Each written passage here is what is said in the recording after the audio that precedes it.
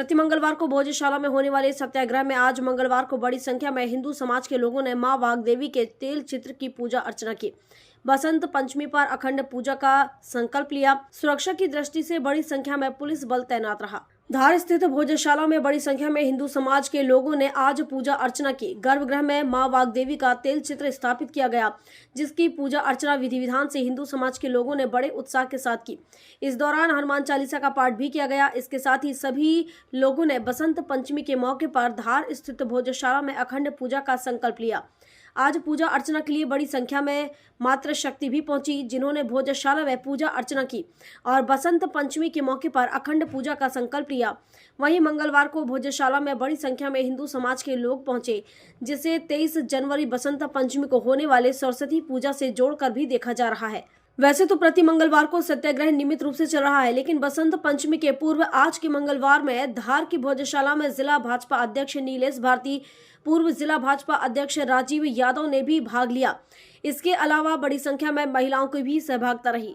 सत्याग्रह के पश्चात सत्याग्रह से जुड़े हिंदू नेताओं ने बसंत पंचमी को भोजशाला में होने वाली सरस्वती पूजा में ज्यादा से ज्यादा हिंदू समाज के लोगों को आने का निमंत्रण दिया। आज सत्याग्रह के दौरान सुरक्षा व्यवस्था भी काफी कड़ी रही। सत्याग्रह में भाग लेने आए देश के प्रसिद्ध हास्य कवि पंडित संदीप शर्मा ने बताया कि धार में कोई तनाव नहीं है, यहाँ भ्रम की स्थिति बनाकर रखी गई है। यह बड़ी दुखद स्थिति है कि इस मामले में कोई स्पष्ट आदेश जारी नहीं होते हैं। पिछले 5 दशक से यह मुद्दा चल रहा है। जिस देश में आतंकवादी की फांसी रोकने के लिए सुप्रीम कोर्ट आधी रात को 2:30 बजे खुल जाता है, तो भला धार की भोजशाला पर ऑर्डर देने के लिए 40-50 साल कम है। कोई स्पष्ट आदेश नहीं है। इन 50 वर्षों में कांग्रेस बीजेपी सभी का राज रहा है, लेकिन कोई भी आज तक इस मामले को लेकर स्पष्ट आदेश नहीं दे सका। इसको लेकर नगर पालिका, कार्यपालिका, न्यायपालिका तथा प्रशासन सभी पर प्रश्न खड़े हो रहे हैं। यदि एक स्पष्ट आदेश जारी हो तो धार में कोई भ्रम नहीं फैलेगा, और भ्रम नहीं फैलेगा तो तनाव भी नहीं होगा। जिला भाजपा अध्यक्ष नीलेश भारती ने बताया कि मंगलवार को होने वाले सत्याग्रह मैं पहले भी आ चुका हूं और हमेशा आता रहता हूं। आज भी मैंने सत्याग्रह में भाग लिया। भोजशाला विवाद के दौरान धार के जनप्रतिनिधि क्यों नजर नहीं आते हैं, इस प्रश्न का नीलेश भारती ने कहा, ऐसा नहीं है, सब लोग इसमें भाग लेते हैं। यह तो भारत की संस्कृति है और जहां धर्म की जय हो, अधर्म का नाश हो। कुल मिलाकर श्री भारती का तात्पर्य यह है कि बसंत पंचमी के महापर्व में अधर्मी भाग नहीं ले रहे हैं। भारतीय अखिल भारतीय बलाई महासंघ के राष्ट्रीय अध्यक्ष मनोज परमार ने कहा कि जब हम किसी अन्य के धार्मिक स्थल में जबरदस्ती हनुमान चालीसा या पूजन करने नहीं जाते हैं, तो फिर धार में हमारी मां वाग्देवी के मंदिर में नमाज को पढ़ने की अनुमति हम बर्दाश्त नहीं करेंगे। महिला श्रद्धालु तृप्ति मनीष जायसवाल ने कहा कि आज इतनी बड़ी संख्या में महिलाओं की यहाँ उपस्थिति इसलिए है कि 23 जनवरी बसंत पंचमी को धार की भोजशाला में सूर्योदय से सूर्यास्त तक अखंड पूजा होगी, जिसमें हजारों की संख्या में श्रद्धालु भाग लेंगे। वह किसी भी कीमत पर पूजा को खंडित नहीं होने देंगे। समूह के साथ भोजशाला पहुंचे, इसको लेके क्या कहेंगे? यही बताना चाह रहे हैं हम लोग कि 23 तारीख को हम अखंड पूजा करेंगे, अखंड हवन करेंगे। ज्यादा से ज्यादा संख्या में सत्याग्रह में आने का यही एक वजह है। अखंड पूजा, अखंड हवन 23 तारीख को शुक्रवार के दिन। अच्छा, आज क्या आप जो प्रति मंगलवार को यहाँ पूजा में शामिल होने के लिए महिला मंडल आता है? अधिकतर समय आता है, कभी आते हैं कभी नहीं भी आ पाते हैं, पर अब कोशिश करेंगे कि आगे हर मंगलवार सत्याग्रह में शामिल हो।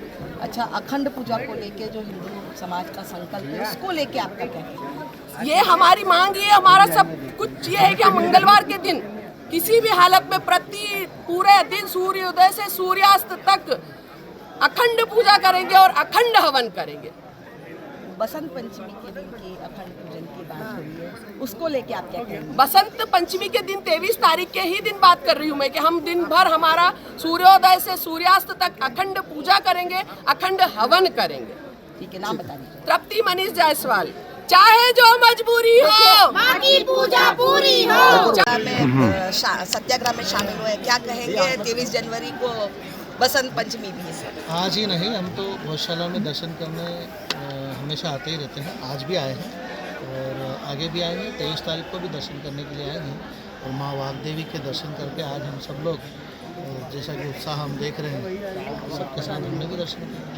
क्या दोपहर में होने वाली जो शोभा यात्रा है, धर्म सभा है और जो महाआरती है, क्या उसमें शामिल होंगे? सभी कार्यक्रम में जो आह्वान, जो उत्सव समिति का आह्वान जो हमने किया है, जो आग्रह किया, उसके साथ में सब लोग शामिल होंगे। सर, जनप्रतिनिधि कभी भी यहाँ दिखाई नहीं देते, इस दौरान क्या कारण है? विधायक है, सांसद है, सब मंत्री आते हैं, जी समय हैं, समय पे सभी आते हैं, नहीं आते ना। बसंत पंचमी के दिन नहीं आता कोई भी। सभी आते हैं। तो भारत की संस्कृति तो धर्म की जय, अधर्म का नाश हो, प्राणियों में सद्भावना हो और विश्व का कल्याण हो, ऐसा सब कल्याण की कामना करते हैं। बोलो भारत माता की जय। देखिए, गौशाला में आप आए हैं, मंगलवार है, सत्याग्रह में शामिल हुए, क्या कहेंगे? जो बसंत पंचमी का आयोजन है, ये हमारे लिए बहुत ही महत्वपूर्ण आयोजन है। 800 साल जब मुगलों का शासन रहा तो तुमने मस्जिदें बनाई मंदिरों को तोड़कर। क्या मस्जिदें बन नहीं सकती थी मंदिरों को छोड़कर? ये देखने और सोचने वाली बात है। क्या हम हाजी अली में दरगाह पे क्या हनुमान चालीसा करने जाते हैं? क्या मोइनुद्दीन चिश्ती की दरगाह पे हम हनुमान चालीसा करने जाते हैं? तो फिर हमारे मंदिर में, हमारी वाग देवी के मंदिर में, माँ सरस्वती के मंदिर में नमाज किस तरह से होगी, ये हम बिल्कुल बर्दाश्त नहीं करेंगे। और इस बार का समय ये चेतावनी देने का समय है। हमने कहा है कि इस बार विधिवत तरीके से अखंड पूजा करने दी जाए। अगर अखंड पूजा अगर हमें प्रशासन ने नहीं करने दी तो हम हमारा जो आवाज बुलंद करने का लोकतांत्रिक सिद्धांतिक तरीका है हम उसको अपनाएंगे और अखंड पूजा में किसी प्रकार का विघ्न बर्दाश्त नहीं करेंगे। हमने सपरिवार सभी सनातनी योद्धाओं से आग्रह किया है कि 23 तारीख को सपरिवार माँ भगवती पराम्बरा माँ सरस्वती की पूजा करने के लिए सपरिवार आए, सभी सनातनी आए, सभी हिंदू परिवार आए। इसमें किसी प्रकार का विघ्न हम बर्दाश्त नहीं करेंगे।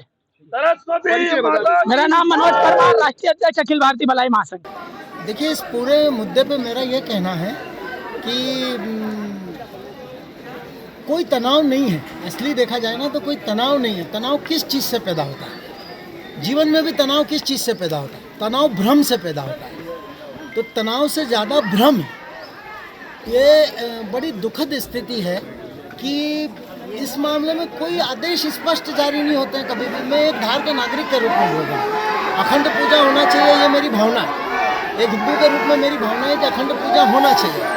लेकिन आप देखिए, 1958 से लगभग ये मुद्दा चल रहा है। 5 दशक हो गए ये मुद्दा चलते चलते। जिस देश में सुप्रीम कोर्ट आतंकवादियों की फांसी रोकने के लिए रात को 2:30 बजे खुल जाता है, उस देश में क्या एक ऑर्डर देने के लिए 40 साल 50 साल कम है? कोई स्पष्ट ऑर्डर नहीं है। मैं किसी एक व्यक्ति या पार्टी या संस्था की बात नहीं कर रहा, चाहे ये हो चाहे वो हो, कोई भी पार्टी हो, सबके शासन रहे, सबका रहे। लेकिन आप 5 दशक में 50 साल में एक स्पष्ट ऑर्डर नहीं दे सकते कि क्या होगा क्या नहीं होगा। तो ये न्यायपालिका, विधायिका, प्रशासन, सब पे प्रश्न चिन्ह, किसी एक पे नहीं है। ये सब का के ऊपर एक प्रश्न चिन्ह है कि अगर एक स्पष्ट आदेश जारी हो तो फिर भ्रम नहीं होगा, भ्रम नहीं होगा तो तनाव नहीं होगा। हमने देखे हैं ऐसे केस जहाँ पे एक स्पष्ट आदेश जारी हुआ तो 500-500 साल का तनाव 1 महीने में ख़त्म हो गया। ठीक है। तो ये है, मेरे एक हिंदू के रूप में भावना है कि अखंड पूजा होना चाहिए। लेकिन एक नागरिक के रूप में बार बार सुरक्षा का मुद्दा आ जाता है, करोड़ों रुपया खर्च होता है। तो एक नागरिक के रूप में मेरी ये भावना है कि स्थायी समाधान और इस तरह की परिस्थितियां जो अस्थायी बनती है, सबके लिए एक स्पष्ट आदेश जारी होना चाहिए। वो जो भी उसके लिए सक्षम अधिकारी कुल मिला के आप कहना चाहते हैं प्रशासनिक न्यायिक बड़ी चूक है? ये बड़ी चूक है। इतना 50 आप देख रहे हो ना, 50 साल लिखा ना, 1958 से ये झगड़ा चल रहा है। तो इतना लंबी चूक है कि ये इसमें स्पष्ट आदेश का अभाव तनाव का कारण है। मैं ये कहना चाहता हूँ। धार से सुरेश तिवारी की रिपोर्ट।